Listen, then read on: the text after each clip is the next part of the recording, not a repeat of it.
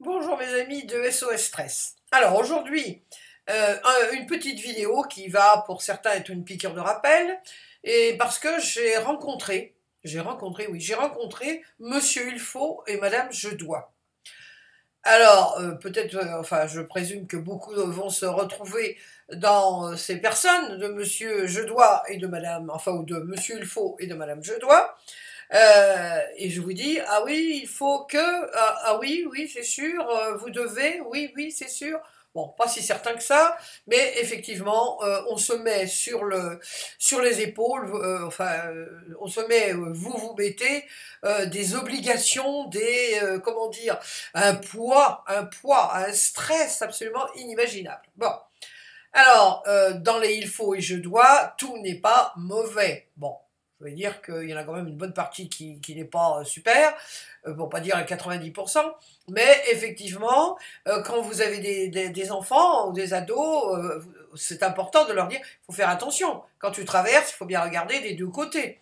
Bon, tu dois aussi, ou vous devez dire, peut-être dire, je me suis surprise à dire à une amie, une vieille amie à moi, qui a eu un problème récemment avec de l'argent. Bon, elle s'est fait la machine à avaler comment dire, sa carte.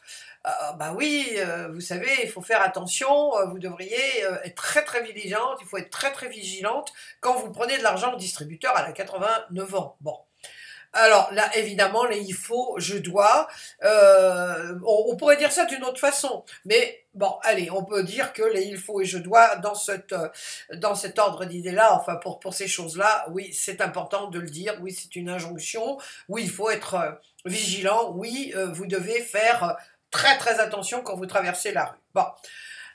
Même si je vous dis, il y a des façons un peu plus cool de dire ça, effectivement. Bon là, allez, on va dire que on permet ça. Attendez. Alors, peut-être que certains vont se reconnaître dans ça. Ah, j'entends souvent. Ah non, je dois passer au pressing avant d'aller au boulot. Ah oui? Ah oui. Il faut que j'aille chercher les enfants à l'école. Il faut que j'aille chercher les enfants à l'école. Il faut que je pense téléphoner à tante Cunégonde. Bon, c'est pas le mot Cunégonde, bien sûr. Bon. Je dois absolument trouver une solution à ce problème. Je dois. Vous voyez, dès que vous dites je dois, il faut, allez, ça se, on sent la tension. Hein, bon, il faut toujours que je finisse le travail des autres. Là, c'est de la frustration, pas content. Il faut absolument que je réussisse cet examen. Et allez, rebelote, la tension dans les épaules et partout. Vous voyez, je dois, il faut. Bon. Il faut que j'appelle le réparateur télé. Ah oui? Le réparateur télé, il faut absolument. Ah oui, c'est une question de vie ou de mort, bien sûr. Si vous n'appelez pas le réparateur télé dans la minute qui suit ou dans l'heure qui suit, effectivement, il va arriver quelque chose d'épouvantable. Il faut absolument que je me bouge. Alors là, il faut absolument que je me bouge. J'entends souvent cette expression, ou des personnes qui m'écrivent en disant il faut absolument que je me bouge. Alors, effectivement, des fois, on dit il faut que je me bouge, il faut que je me pousse un peu le popotin. Moi, j'aime bien dire un peu le popotin. C'est poli quand même, hein, c'est un mot assez rigolo. Oui, il faut, mais si vous ne le faites pas, hein, si vous procrastinez, puisque c'est le mot à la mode, vous procrastinez, c'est qu'il y a bien une raison. On va y revenir, on va y revenir. Alors, il y a d'autres façons de dire ça, bien sûr, vous avez bien compris que il faut les je dois, les monsieur il faut et madame je dois, ce sont des dictateurs, vous savez, hein, j'ai déjà fait un article là-dessus. Alors, il faut tout leur dire. Ah oui, il faut, vous voyez, il faut tout leur dire. Je dois prendre rendez-vous chez le gastro. Ah oui, il faut absolument. Ah oui, oui, c'est une question de vie ou de mort, hein. Sûrement c'est une question de vie ou de mort. Puis vous avez les moralisateurs. Oh, franchement, ça ne se fait pas. Ah bon? Ça ne se fait pas? Qu'est-ce qui ne se fait pas? Alors, ce genre d'injonction, ça vous stresse. Comme tout de suite, je vous ai dit, vous voyez, dès qu'on dit faut, je dois, je vous dis, oh là, je vais téléphoner au réparateur télé. Vous voyez, je vais téléphoner au réparateur télé. Ah, cet après-midi, tiens, je vais faire un post-it pour téléphoner, pour me souvenir de parler de téléphoner au réparateur télé. Ok, vous voyez, pas de tension, on met le post-it en avant, c'est fini. Mais il faut absolument que je téléphone au réparateur télé. Tout de suite, il y a une contraction, c'est le stress. Ça, alors les il faut et je dois, c'est les comment dire, les grands fournisseurs de stress, on va dire. Ah oui, oui, oui, ça c'est un grand fournisseur de stress. Et puis, vous savez, il y a tous les gens que vous rencontrez, ce que j'appelle les dictateurs ou les moralisateurs. Ça, alors les dictateurs, il faut que tu fasses ceci ou cela. Il faudrait que tu sois plus comme ci, plus comme ça. Tu ne devrais pas faire ceci ou cela. Tu devrais penser à tes enfants. Tu devrais ceci. Tu ne devrais pas cela. Ah là là là là là là là là, je suis certaine que pas mal de vous en ont déjà rencontré. Bon, moi je suis d'une génération où les parents utilisaient pas mal les il faut et je dois. Et je vois sur tout de suite, j'ai fait un peu la même chose avec mes enfants. Il a fallu un peu de temps pour que je comprenne que bah, si dès l'instant qu'on oblige, qu'on fait quelque chose, tu dois faire, tu devrais pas, les enfants, surtout les ados, hop, tout de suite, ah oui, tu me dis de le faire, eh ben, tu vas voir, je le ferai pas. C'est ce que moi je disais quand j'étais ado, bon, c'est pas d'hier, mais les ados, depuis quand même après la guerre, ont commencé déjà à se rebeller un peu. Moi, je fais partie de la génération qui a commencé à se rebeller. Pour beaucoup, mais un petit peu quand même. Bon. Alors, et puis vous avez les dictateurs et les moralisateurs, les gens qui savent ce que vous devez faire ou ce que vous ne devez pas faire. Alors là, je vous dis, dans les deux cas de figure, où vous vous enfermez tout seul ou toute seule dans ces injonctions, dans cette prison, parce que c'est une prison. Tu dois, tu ne dois pas, tu devrais, tu ne devrais pas. Bon, en résumé, vous êtes là, mon Dieu. Alors vous avez peur de faire mal, hein, parce qu'on vous a dit qu'il faudrait, ou vous vous êtes dit, enfin, vous vous transformez en juge suprême de la Cour des États-Unis. Moi, j'aime bien un juge suprême enfin, juge de la Cour suprême. Oh, disons, ça fait mieux que... Enfin, je trouve que c'est une expression. Moi, j'aime bien le juge de la Cour suprême. Bon, vous vous transformez en juge pour vous-même, en juge de la Cour suprême. Alors, vous parlez si vous devez être à l'aise, si vous êtes bien dans votre peau, et si tout va bien. Ou vous êtes victime, entre parenthèses, vous vous laissez pour être victime. Il faut être deux, hein, il faut accepter d'être une victime. Donc, vous êtes victime, entre guillemets, je dis bien entre guillemets, d'un moralisateur ou d'un dictateur, c'est-à-dire quelqu'un qui sait beaucoup mieux que vous ce qui est bon pour vous, hein, pour vous la faire courte. Donc, dans ces deux cas de figure, vous enfermez dans une certaine rigidité. C'est ce que Freud appelait le surmoi. Vous savez, le surmoi qui est là, tu dois faire ci, tu ne dois pas faire ça. Il y a le doigt qui est là, et qui vous juge, parce que bien sûr, on vous juge si vous ne faites pas, ou aussi vous ne faites pas ce que l'on vous dit de faire. Vous êtes une vilaine fille, vous êtes une vilaine femme, vous êtes un vilain bonhomme.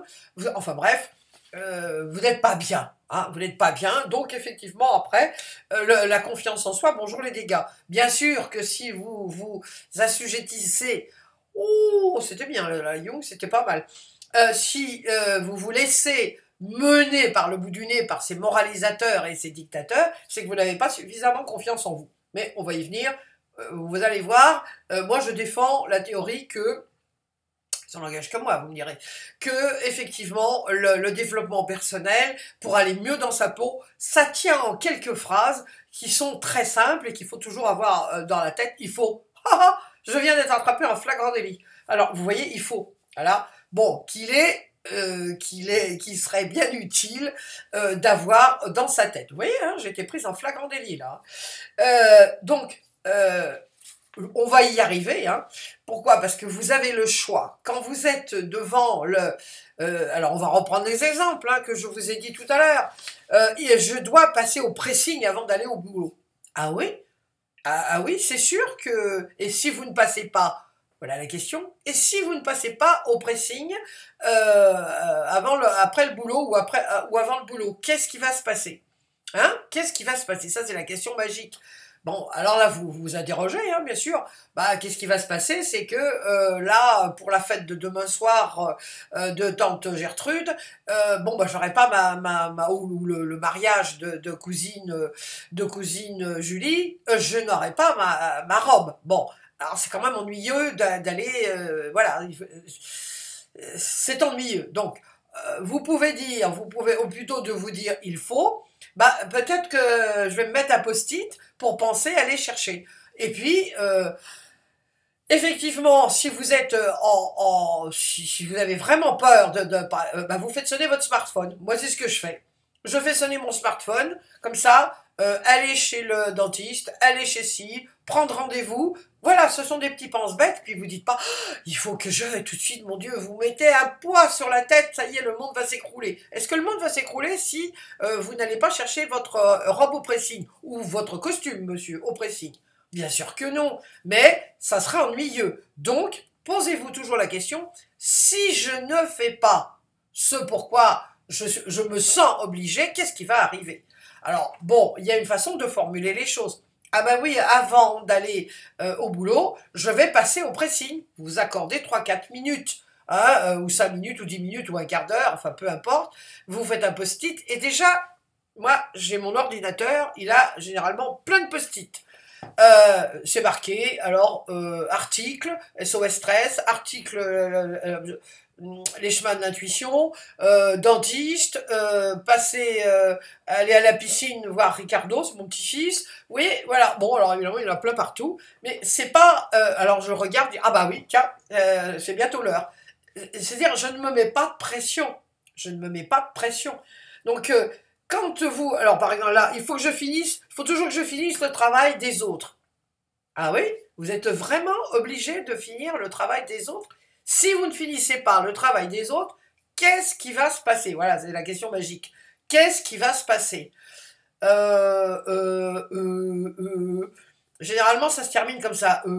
Parce que on est contrôleur, on contrôle, on vise la perfection. Donc, ça sera le sujet d'un autre article, l'éloge de l'imperfection.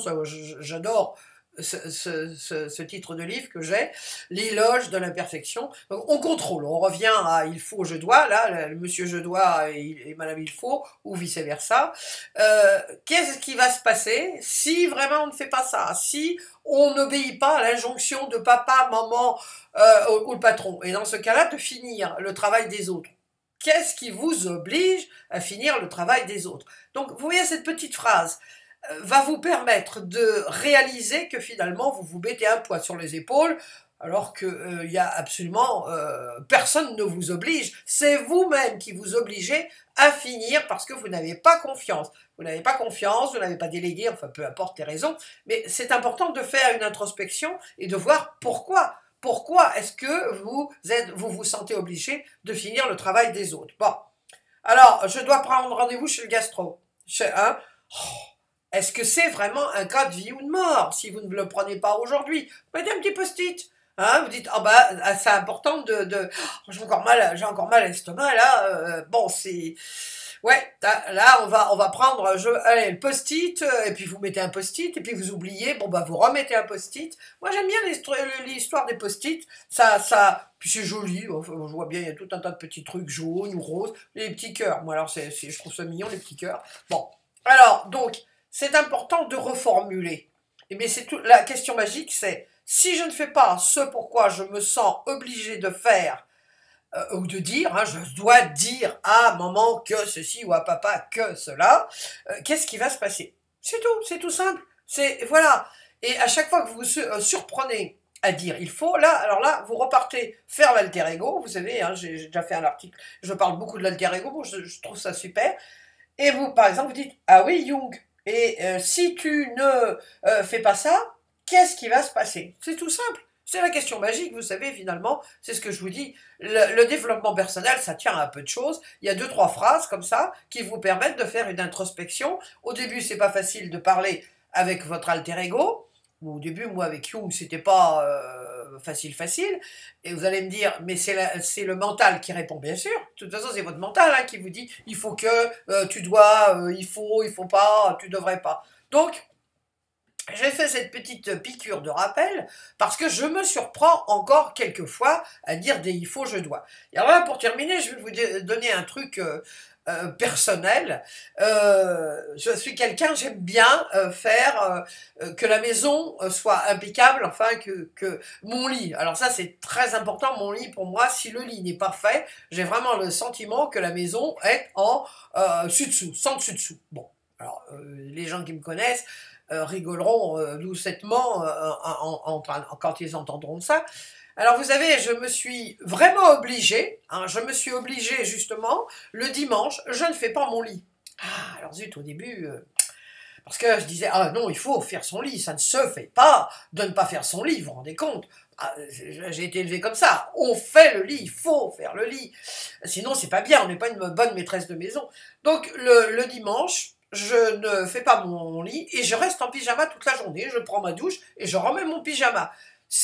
Écoutez, c'est d'un plaisir, ça me donne un plaisir aujourd'hui de voir mon lit. En plus, j'aime pas trop faire le lit, hein, alors c'est vraiment extraordinaire de ne pas faire mon lit. Je me suis surprise à avoir un plaisir immense à voir mon lit parfait le dimanche. C'est pour moi le farniente, vraiment. Voilà, et puis en plus j'ai cassé le moule, hein, de voir mon lit qui est pas fait. Ah bah tiens, ça me fait rire, dire bah tiens, Jung, c'est bien, tu progresses, tu t'obliges à ne pas t'habiller, parce que il faut s'habiller, même chez soi, faut quand même se tenir, ce qui ne m'empêche pas de bien me tenir et de passer une excellente journée, parce que effectivement, j'ai le lit qui n'est pas fait et je suis en pyjama toute la journée. Voilà. Eh bien écoutez, sur cette note rigolote, hein, parce que j'aime bien finir sur une note rigolote, je vous souhaite de tout cœur d'arrêter de vous mettre dans cette prison des il faut et je dois, et de quitter définitivement la tribu des je dois, il faut, tu devrais pas, des moralisateurs et des dictateurs, parce que ce sont des dictateurs. Ce sont des dictateurs qui vous enquiquinent et vous empêchent de vraiment vivre votre vie cool, quoi. Soyez cool. Ne vous obligez pas à faire ce que vous n'avez pas envie de faire. Et dites-le d'une autre façon. Il y a des choses qui sont importantes à faire. Vous mettez vos post-it et puis vous bougez le popotin quand il faut vous bouger le popotin, parce que effectivement, si on ne fait pas quelque chose comme ça de prime abord, on ne le fait pas, c'est parce que on n'est pas très enthousiaste. Alors tenez-vous au départ, moi c'est ce que je donne à mes clients. Vous ne voulez pas faire quelque chose, bon, c'est pas terrible. Donnez-vous une petite récompense. Moi, c'est ce que j'ai fait, hein, et c'est ce que je fais encore. Par exemple, ranger les papiers. Alors là, les papiers, c'est quand même enquiquinant. Eh bien, je me donne une petite récompense. Voilà.